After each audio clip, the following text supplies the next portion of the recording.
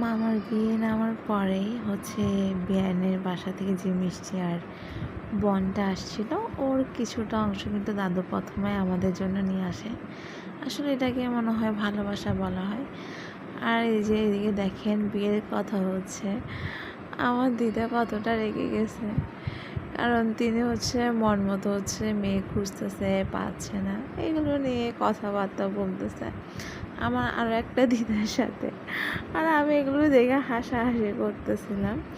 উনি যদিও ঠাকুরের কৃপা অনেক বড় একটা বিপদের থেকে বেঁচে আসছে, ইন্ডিয়া থেকে আসছে। আর এই যে এদিকে আমার জন্য একটা কিটক্যাট আনছিলাম, একটা নাইটি আনছিলাম। আমি যদিও নাইটি পরি না, বাট যেহেতু এটা গিফট করছে তো একটু করে পরে দেখলাম, তো তোমাদের সাথে ভিডিওটা শেয়ার করছি। আর এই যে কিছু কাজ ছিল, কিছু কাজ মানে আমি নিজের ইচ্ছায় কিছু কাজ করতেছি, এগুলো দেখতে বাজে লাগতেছিল যেহেতু পয়লা বৈশাখও চলে গেছে।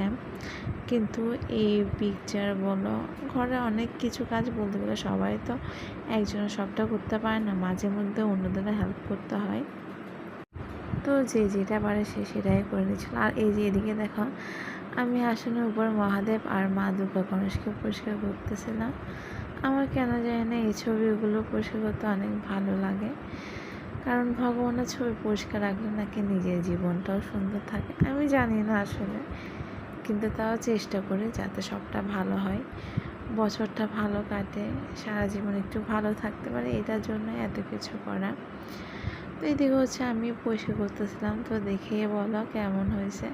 মোটামুটি ঠাকুরের নামলে সবগুলো পরিষ্কার হয়েছে। আর এই যে দেখো, আমি কোথার উপর উঠে দাঁড়ায় আছি।